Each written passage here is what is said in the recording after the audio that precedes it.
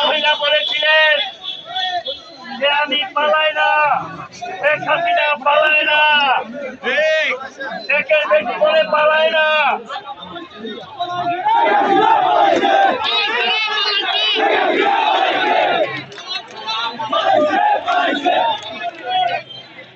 এই মহিলাকে যেদিন আমরা পালাতে বাধ্য করেছিলাম তারেক রহমানের নেতৃত্বে, আজকের এই বিজয় মিছিল এখানে অনুষ্ঠিত হবে।